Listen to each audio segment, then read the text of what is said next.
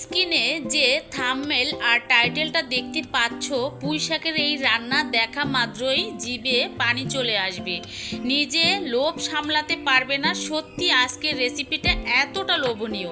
Hello everyone, আসসালামু আলাইকুম, welcome back to my channel Zakis cooking blog থেকে আরও একটি নতুন রেসিপি দেখার জন্য সবাইকে স্বাগতম। আজকে আমি তোমাদের সাথে শেয়ার করব পুঁই শাকের দুর্দান্ত একটা রেসিপি। পুঁই শাক তো তোমরা অনেকেই অনেকভাবে রান্না করে খেয়েছো, পুঁই শাকের ভর্তা, তরকারি, ভাজি কিংবা ডালের দিয়ে চচ্চড়ি। তবে আজ আমি পুঁই শাকের একদম ভিন্ন স্বাদের একটা ইউনিক রেসিপি নিয়ে এসেছি। আজকের এই রেসিপিতে এমন দারুণ একটা সিক্রেট মশলা তৈরি করে রান্না করেছি, যা দেওয়ার পর রান্নার ফ্লেভারটা একদম বদলে গেছে। রান্না করার সময় এই বিশেষ মশলার তীব্র সুবাস পুরো ঘর ছড়িয়ে পড়বে, যার ঘ্রাণ সোজা নাকের মধ্যে এসে জানান দেবে যে বিশেষ কিছু রান্না হয়েছে। কি সেই সিক্রেট মশলা, কিভাবে তৈরি করলাম, আর সেই মশলা দিয়ে পুঁই শাকের জাদুকরি রান্নাটা কিভাবে বানিয়ে ফেললাম, তা জানতে হলে পুরো ভিডিওটি জুড়ে থাকতে হবে।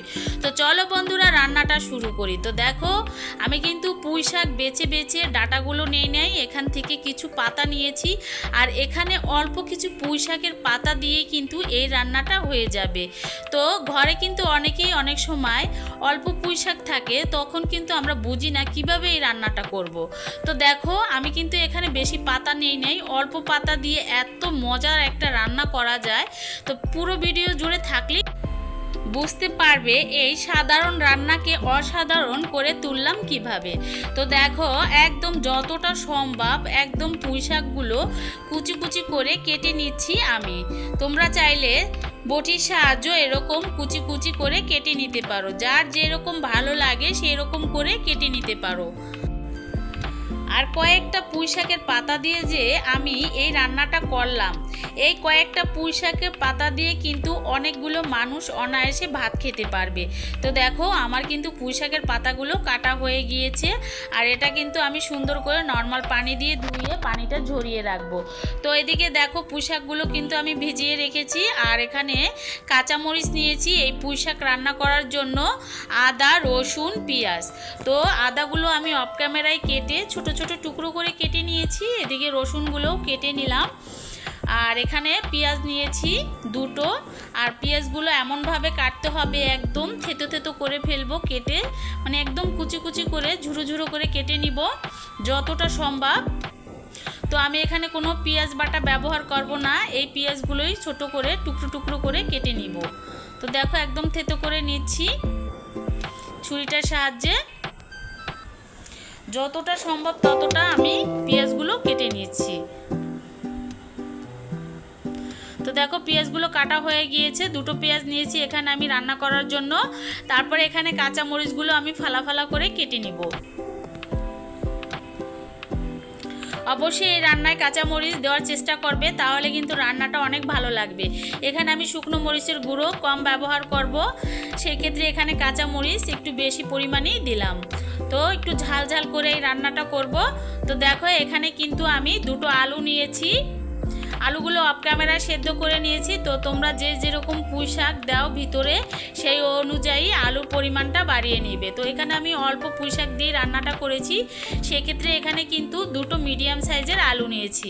আর আলুগুলো কিন্তু আমি একটা চামচের সাহায্যে একদম ভর্তার মতো করে নিব। তো দেখো, চামচের সাহায্যে কিন্তু একদম গলিয়ে নিয়েছি। তো মোটামুটি করে গলানো হয়ে গিয়েছে, একটু দুই একটা দলা দলা ভাব আছে, এটা থাকলে কোনো সমস্যা নাই। তো দেখো, এভাবে করে নিলাম। এখন এই পর্যায়ে চলে আসলাম চুলায় একটা প্যান বসিয়ে দিলাম, আর এখানে পর্যাপ্ত পরিমাণে তেল দিয়ে দিলাম রান্না করার জন্য। আর যে পেঁয়াজগুলো কুচি কুচি করে কেটে নিয়েছিলাম, দুটো পেঁয়াজ, তেলটা গরম করে সেগুলো দিয়ে দিলাম।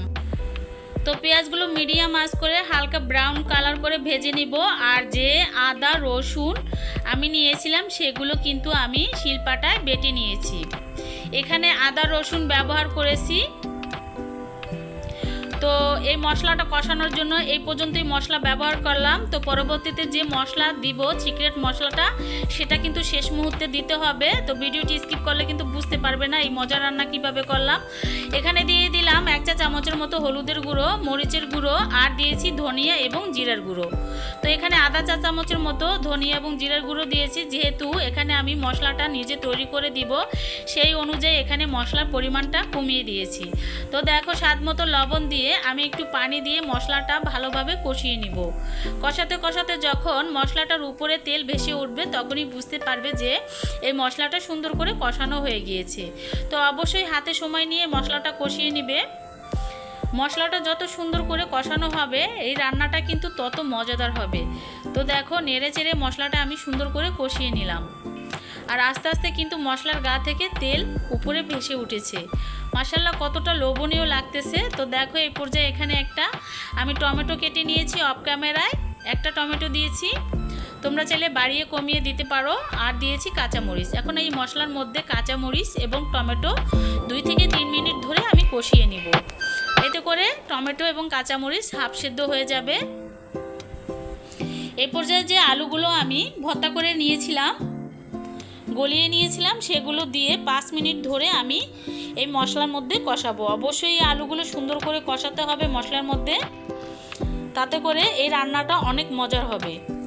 তো দেখো নেড়ে চেড়ে এখানে আমি অল্প একটু পানি দিয়ে আলুগুলো ভালোভাবে মশলার মধ্যে কষিয়ে নিব। তো ঢাকনা দিয়ে ঢেকে কিছু সময় ধরে কষিয়ে নিচ্ছি। আর এই তো দেখো 5 মিনিটের মতো কিন্তু আমি আলুগুলো মশলার মধ্যে দিয়ে কষিয়ে নিয়েছি। তো বন্ধুরা ভিডিওটি দেখতে দেখতে যারা এখন একটা লাইক দিতে ভুলে গেছো অবশ্যই একটা লাইক দিয়ে আমার সাথে যুক্ত থাকো। আর যারা আমার চ্যানেলে নতুন আমার প্রাণপ্রিয় বন্ধুরা ভালোবেসে চাইলে আমার চ্যানেলটি সাবস্ক্রাইব করে আমার পাশে থাকতে পারো এবং পাশে থাকা বেল আইকনটি অন করে রাখতে পারো। তো দেখো আমার কিন্তু আলুগুলো কষানো হয়ে গিয়েছে। এই পর্যায়ে এখানে আমি দিয়ে দিব পানি। তো তোমরা যে যেরকম এটার ঘনত্ব রাখতে চাও সেই অনুযায়ী এখানে পানি ব্যবহার করতে পারো। তো এখানে আমি প্রায় 3 কাপের মতো পানি দিয়েছি। তো এটা আমি একটু ঘন ঘন রান্না করব, আর এটা কিন্তু ঘনই রান্না করতে হয়, এতে করে খেতে অনেক ভালো লাগে। তো দেখো পানিটা কিন্তু দেওয়ার পরে একটু বলক করে নিব। তো এখন কিন্তু একদম হাই হিট করে চুলার জালটা জ্বালিয়ে দিতে হবে। তো দেখো আস্তে আস্তে কিন্তু খুবই সুন্দর একটা আলুর উপরে যে কালারটা সেটা কিন্তু চলে এসেছে, বলক চলে এসেছে। এই পর্যায়ে আমি পুঁই শাকগুলো দিয়ে দিলাম। আর অবশ্যই এই সময়টা পুঁই শাকটা দিবে, তাহলে কিন্তু পুঁই শাকের সবুজ যে একটা রং সেটা কিন্তু ধারণ থাকবে। আর পুঁই শাক দেওয়ার পরে কিন্তু একটু হাই হিট করে জাল করে নিতে হবে। আর পুঁই শাক দেওয়ার পরে কিন্তু অতটা জাল করার দরকার নাই, এতে করে পুঁই শাকের কালারটা নষ্ট হয়ে যাবে। তো দেখো নেড়ে চেড়ে আবারও 3 থেকে 4 মিনিট ধরে আমি জাল করে নিব, একদম হাই হিট করে। তো একটু নেড়ে চেড়ে একটা ঢাকনা দিয়ে ঢেকে অন্য চুলায় বসিয়ে দেব। আর আমি যে বিশেষ মশলাটা তৈরি করে নিয়েছি সেটা এখন তৈরি করে নিব। এখানে দেখো 2টো শুকনো মরিচ নিয়েছি।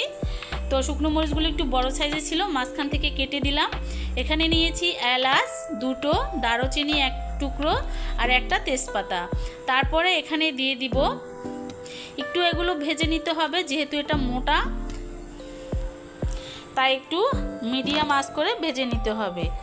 আর এই পর্যায়ে এখানে আরও 2টো মশলা ব্যবহার করব। এই মশলা দুটো দেওয়ার জন্য কিন্তু এই রান্নাটার সুঘ্রাণ একদম পারফেক্ট এবং ছড়িয়ে পড়বে। এখানে দিয়েছি মৌরি আধা চা চামচের মতো, আর দিব আধা চা চামচের মতো জিরা। অবশ্যই এই 2টো মশলা ব্যবহার করবে, এই রান্নার বিশেষ মশলা। তো দেখো নেড়ে চেড়ে কিন্তু আমি ভেজে নিচ্ছি একদম লো আঁচ করে। তো ঠান্ডা করে এগুলো শিলপাটায় গুঁড়ো করে নিব। আর ঠান্ডা করার পরে এগুলো কিন্তু একদম মচমচে হয়ে যাবে। তো অফ ক্যামেরায় আমি শিলপাটায় বেটে নিব। আর এদিকে দেখো পুঁই শাকগুলো কিন্তু সেদ্ধ হয়েছে, আর লবণটা ঠিকঠাক হয়েছে কিনা একটু দেখে নিচ্ছি। লবণটা কিন্তু একদম পারফেক্ট হয়েছে। আর এই তো মশলাগুলো কিন্তু আমি গুঁড়ো করে নিয়েছি।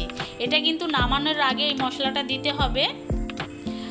তারপরে একটু নেড়ে চেড়ে ঢাকনা দিয়ে দমে রেখে দিব 5 মিনিটের মতো, চুলাটা বন্ধ করে। অবশ্যই এই মশলা দেওয়ার পরে জাল করা যাবে না, জাল করলে কিন্তু ওই ঘ্রাণটা এবং ফ্লেভারটা থাকবে না।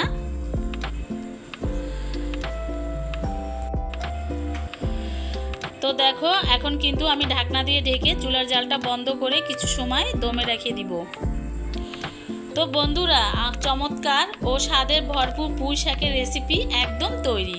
ধোয়া ওঠা গরম ভাতের সাথে এই পুঁই শাকের রেসিপিটা নিলে আর কিচ্ছু লাগবে না। তোমরা তো অনেকেই পুঁই শাকের রেসিপি অনেকভাবে খেয়েছো, একবার হলেও এইভাবে এই পুঁই শাকের রেসিপিটা খেয়ে দেখবো।